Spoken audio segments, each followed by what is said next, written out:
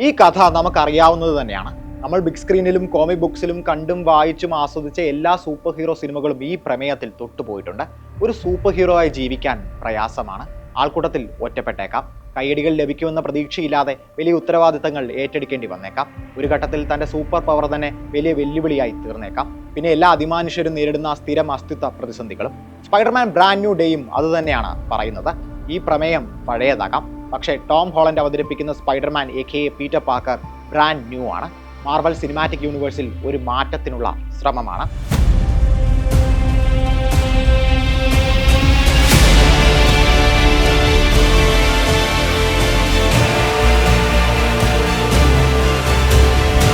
MCUവിൽ നമ്മൾ ഇതുവരെ കണ്ട ഫ്രണ്ട്ലി നെയ്ബർഹുഡ് സൂപ്പർ ഹീറോ അല്ല ഈ ചിത്രത്തിൽ സ്പൈഡർമാൻ. നോവേ ഹോം സംഭവങ്ങൾ കഴിഞ്ഞ് വർഷങ്ങൾ കടന്നു പോയിരിക്കുന്നു. ഇന്ന് അയാൾ ഏകനാണ്. ആരാലും തിരിച്ചറിയപ്പെടാതെയാണ് അയാളുടെ ജീവിതം. കാമുകി MJയോ ഉറ്റസുഹൃത്ത് നെഡോ അവനെ തിരിച്ചറിയുന്നില്ല. അവരുടെ ഓർമ്മകളിൽ നിന്ന് പീറ്റർ പാർക്കർ എന്ന മനുഷ്യൻ മാഞ്ഞു പോയിരിക്കുന്നു. ആകെയുള്ള കൂട്ട് ലിസ് കോളിൻസ് അയാസ് അവതരിപ്പിക്കുന്ന ഡിറ്റക്റ്റീവ് ഡെവോൾഫും പണിഷറുമാണ്. ഇവയെ ആഴമേറിയ സൗഹൃദമായി കാണാൻ സാധിക്കില്ല. അങ്ങനെ ആയിരുന്നെങ്കിൽ പകൽ ന്യൂയോർക്ക് സിറ്റിയിലെ ക്രൈം ലോഡ്സിനെ നേരിടുന്ന സ്പൈഡി രാത്രി തന്റെ അപ്പാർട്ട്മെന്റിലെ സോഫയിൽ കിടന്ന നെഡിന്റെ റീൽസുകൾ കണ്ട് വിഷമിക്കുമായിരുന്നില്ല. ഇങ്ങനെ ഒരാൾ ഒറ്റപ്പെടുമ്പോൾ അയാളിൽ പല മാറ്റങ്ങളും ഉണ്ടാകും. ആ മാറ്റങ്ങൾ പീറ്ററിന്റെ ജീവിതത്തിലും സംഭവിക്കുന്നുണ്ട്. അതിനെ അയാൾ എങ്ങനെ നേരിടുന്നു എന്നതാണ് പുതിയ സ്പൈഡർമാൻ ചിത്രത്തിന്റെ പ്രമേയം.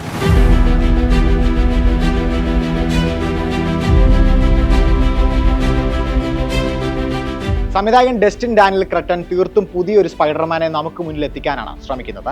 ഹൃദയം തകർന്ന പ്രണയിനിയെ കൈവിട്ട 20കളുടെ മധ്യത്തിൽ എത്തി നിൽക്കുന്ന ഒരു യുവാവായിട്ടാണ് പീറ്റർ പാർക്കറെ നമുക്ക് മുന്നിലേക്ക് ഡസ്റ്റിൻ അവതരിപ്പിക്കുന്നത്.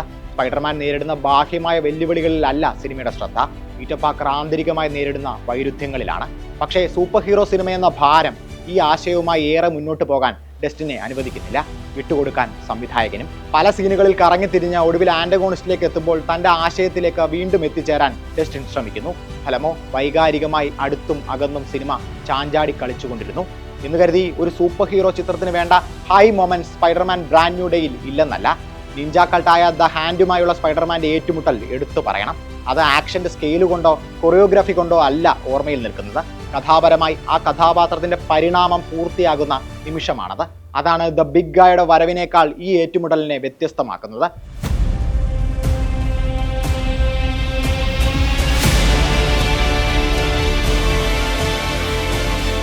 ടോം ഹോളണ്ടിന്റെ പ്രകടനം തന്നെയാണ് ഈ സിനിമയുടെ ഹൈലൈറ്റ്. സ്പൈഡർമാന്റെ മാസ്കിനുള്ളിലെ പീറ്റർ പാർക്കറെ പൂർണ്ണമായി നടൻ ഉൾക്കൊണ്ടുവന്ന പല അവസരങ്ങളിലും നമുക്ക് തോന്നാം. MJ ആയി എത്തിയ സെൻഡയുമായുള്ള ടോമിന്റെ ഓൺ സ്ക്രീൻ കെമിസ്ട്രിയാണ് ഈ സിനിമയുടെ മറ്റൊരു പ്രധാന സവിശേഷത. MJ തന്നെ തിരിച്ചറിയുമെന്ന പീറ്ററിന്റെ പ്രതീക്ഷ ടോമിന്റെ കണ്ണുകളിൽ കാണാം. സെൻഡയുടെ ശരീരഭാഷ MJയുടെ ആശയക്കുഴപ്പം വ്യക്തമായി വെളിവാക്കുകയും ചെയ്യുന്നു. സേഡി സിംഗിന്റെ പ്രകടനവും എടുത്തു പറയേണ്ടതാണ്. എന്തുകൊണ്ട് ഈ കഥാപാത്രത്തെ അണിയറ പ്രവർത്തകർ രഹസ്യമാക്കി വെച്ചു എന്ന ഉത്തരം സിനിമയിൽ തന്നെയുണ്ട്. മാറ്റമാണ് ഈ സിനിമയുടെ ആപ്തവാക്യം. എന്നാൽ വലിയ മാറ്റങ്ങൾ ബിഗ് സ്ക്രീനിലേക്ക് കൊണ്ടുവരാൻ സിനിമയ്ക്ക് സാധിച്ചിട്ടുമില്ല. ഇത്തരം വലിയ മാറ്റങ്ങളെ അങ്ങനെ പെട്ടെന്ന് മാർവൽ സ്വീകരിക്കില്ലല്ലോ. അതുകൊണ്ടാകാം ഒരു സൂപ്പർ ഹീറോയുടെ ജീവിതത്തിലെ ട്രാൻസിഷണൽ ഫേസായി ഈ സിനിമ ചുരുങ്ങുന്നത്. അല്ലെങ്കിൽ സൂപ്പർ ഹീറോസിന്റെ മറ്റൊരു വേർഷൻ അവതരിപ്പിക്കുന്ന ഗംഭീര ചിത്രമായി ബ്രാൻഡ് ന്യൂ ഡേ മാറുമായിരുന്നു. പക്ഷേ അങ്ങനെ ഉണ്ടായില്ല. MCU പതിവ് തെറ്റിച്ചില്ല എന്ന് വേണം പറയാൻ. വരാനിരിക്കുന്ന സ്പൈഡർമാൻ സിനിമകളുടെ ആമുഖം മാത്രമായി പോയി ഡസ്റ്റിൻ ഡാനിയൽ ക്രെട്ടൺ ചിത്രം.